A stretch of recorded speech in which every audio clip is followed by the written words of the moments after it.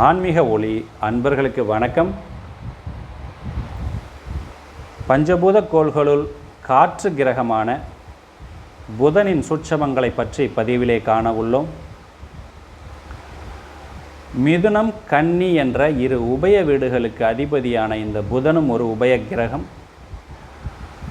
உபயத்திற்கு சர வீடுகள் அற்பமான பலனை வழங்கும்.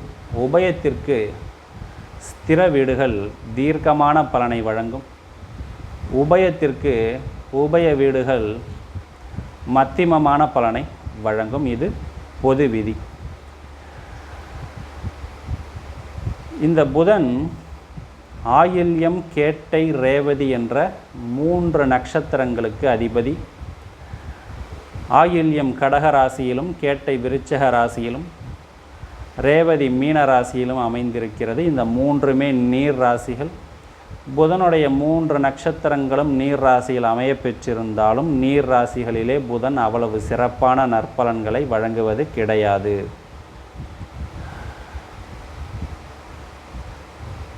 மீனம் என்ற நீர் ராசியிலே புதன் நீசம் பெறுவார். மீனத்திற்கு 5ஆம் வீடான கடகம் என்ற நீர் ராசியிலே அவர் நட்பு என்று சொல்லப்பட்டிருந்தாலும் அவ்வளவு நற்பலன்களை அங்கே வழங்குவது கிடையாது புதன். மேலும் உபயத்திற்கு சர வீடுகள் அற்பம் என்று சொல்லப்பட்டிருப்பதால் கடகத்திலே புதன், தனித்தமர்ந்த புதன் சிறப்பான பலன்களை தருவது கிடையாது. மீனம், கடகம் என்ற இரு நீர் ராசிகளை ஒப்பிடும் பொழுது விருச்சகத்தில் நட்பு பெறுகின்ற புதன் சற்று அதிகமான நற்பலன்களையே வழங்குவார். காரணம், உபயத்திற்கு ஸ்திரம், தீர்க்கம் என்பதால். விதிவிலக்காக நீர் ராசிகளிலும் வலிமை பெற்ற கிரகங்களின் சேர்க்கையை புதன் பெற்றாலோ அல்லது பார்வையை புதன் பெற்றாலோ விதிவிலக்காக நீர் ராசிகளிலும் புதன் நற்பலன்களை வழங்குவார். இந்த புதன் காற்று ராசிகளிலே, நில ராசிகளிலே சிறப்பான பலன்களை வழங்குகிறார். மிதுனம், துலாம், கும்பம் என்ற 3 காற்று ராசிகளிலே கும்பத்திலும் மிதுனத்திலும் சிறப்பான பலன்களை வழங்குகிறார். இந்த இரு வீடுகளை ஒப்பிடும் பொழுதும் துலாம் என்ற காற்று ராசியில் சற்று குறைவான நற்பலன்களையே வழங்குகிறார். காரணம், உபயத்திற்கு சரம், அற்பம் என்பதால். துலாம் ஒரு சர வீடு. கும்பம் தீர்க்கமான பலன் புதனால் கிடைக்கப்பெறும் வீடு. அதேபோல் மிதுனம் புதனுடைய ஆட்சி வீடு. அங்கே புதன் உச்சபட்ச நற்பலன்களை ஆட்சி நிலையில் இருக்கும் பொழுது செய்து விடுவார். அடுத்து நிலராசிகளிலும் நற்பலன்களை வழங்குகின்ற இந்த புதன் கன்னியிலே உச்சம் பெறுகிறார். அது ஒரு நிலராசி.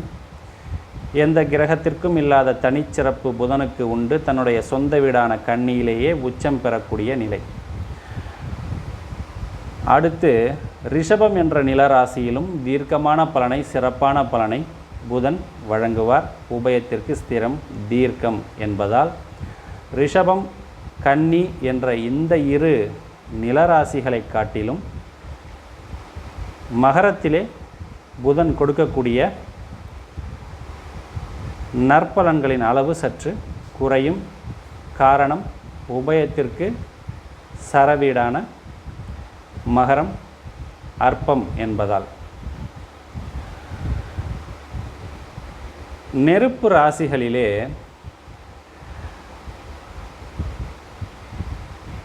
மேஷம்,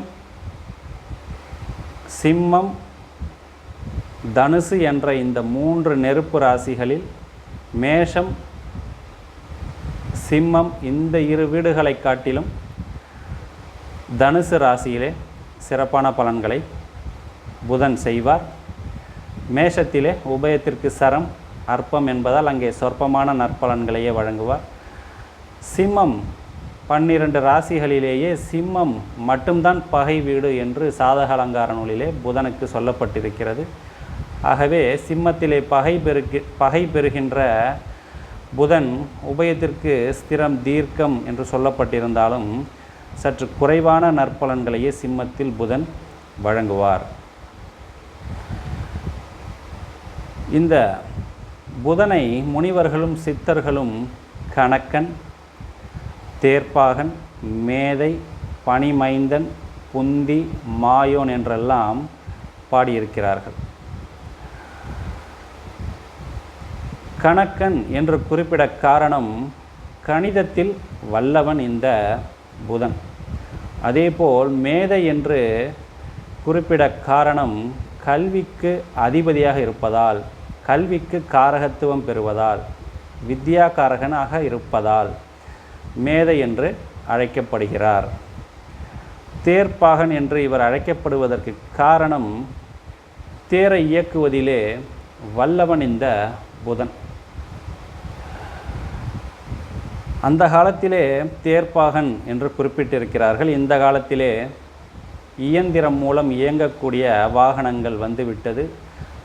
ஆகவே வாகன ஓட்டுநர் என்று நாம் எடுத்துக்கொள்ளலாம். இந்த தொழிலுக்கு காரகத்துவம் வகிக்கக்கூடிய கிரகம் புதன். இந்த புதனுக்கு தேவதையாக வரக்கூடியவர் மாயோன். இந்த மாயோன் துவாபார யுகத்திலே தன்னுடைய பக்தனான அர்ஜுனனுக்கு தேர்ப்பாகனாக இருந்திருக்கிறார். 10 தலை தக்தக்கணைதொடு ஒற்றைக்கிரி மத்தை பொறுதொரு பட்டப்பகல் வட்டத்திகிரியில் இரவாக பத்தற்கிற தத்தை கடவிய பச்சை புயல் மெச்சத்தகு பொருள் பச்சத்தொடு ரச்சித்தருள்வதும் ஒரு நாளே என்று அருணகிரிநாதர் தன்னுடைய திருப்புகழ் பாடலிலே மாயோனையும் முருகனையும் பற்றி குறிப்பிட்டிருக்கிறார். அதாவது ராவணனுடைய 10 தலைகளை சிதறடித்து மலையை மத்தாக்கி கூர்ம அவதாரம் கொண்டு அதை தாங்கி தேவர்களுக்கு அமிர்தம் கிடைக்க உதவி, அர்ஜுனனுடைய மகன் அபிமன்யு இறப்பதற்கு காரணமாக இருந்த ஜெயத்ரதனை அர்ஜுனன் வெல்வதற்கு தன்னுடைய வட்ட சக்கிரத்தால் சூரியனை மறைத்து இரவாக்கி தன்னுடைய பக்தனுக்காக ரதத்தை செலுத்திய மகாவிஷ்ணு என்று மகாவிஷ்ணுவை பற்றி திருப்புகழிலே குறிப்பிடுகிறார் அருணகிரிநாதர். ஆகவே தேர்ப்பாகன் என்று இந்த புதனை முனிவர்களும் சித்தர்களும் மறைமுகமாக சூட்சமமாக பாடி வைத்தனர். மாயோனை தேவதையாக கொண்டதால் மாயோன் என்றும் குறிப்பிடப்படுகிறார். புத்திக்கு காரகத்துவம் வகிப்பதால் புந்தி என்று அழைக்கப்படுகிறார். சமயோஜித புத்தி, புத்தி சாதுரியம், அதாவது புத்திசாலித்தனத்திற்கு காரகத்துவம் வகிப்பவர் புதன். ஒருவருடைய ஜாதகத்திலே புதன் நன்னிலை பெற்றுவிட்டால் எவ்வளவு பெரிய துன்பம் வந்தாலும் தன்னுடைய புத்தி சாதுரியத்தால் அந்த ஜாதகன் அந்த துன்பங்களிலிருந்து விடுபடுவார் என்ற குறிப்பு மூல நூல்களிலே இருக்கிறது. சந்திரனுக்கு மைந்தன் இந்த புதன். பனியை ஒத்த சந்திரனின் மைந்தனாக இருப்பதால் பனி மைந்தன் என்று அழைக்கப்படுகிறார். சந்திரனுக்கு கேந்திரங்களிலே புதன் ஆட்சி உச்சம் பெற்ற நிலை ஏற்படுமே ஆனால் ஒரு ஜாதகத்திலே அது பத்திர யோகம் என்ற குறிப்பு மூல நூல்களில் இருக்கிறது. பத்திர யோகம் பஞ்சமகா புருஷ யோகங்களுள் ஒன்றாக சொல்லப்பட்டிருக்கிறது. இந்த யோகத்தை பெற்றவர்கள் கம்பீரமான தோற்றம், சபைகளிலே பேசக்கூடிய ஆற்றல், கீர்த்தி, தனம், புகழ் இவைகளை பெறுவார்கள் என்ற குறிப்பும் மூல நூல்களிலே சொல்லப்பட்டிருக்கிறது. அன்பர்களே, இப்பதிவில் புதனுடைய சில சூட்சம ரகசியங்களை உங்களிடத்திலே பகிர்ந்து கொண்டேன். அன்பர்களுக்கு இந்த காணொளி பிடித்திருந்தால் எனக்கு சப்ஸ்கிரைப் செய்து ஆதரவு தரும்படி அன்போடு கேட்டுக்கொண்டு, இதுபோல் மேலும் ஒரு பதிவிலே உங்களை வந்து சந்திக்கும் வரையில் உங்களிடமிருந்து விடைபெறுகிறேன். நன்றி, வணக்கம்.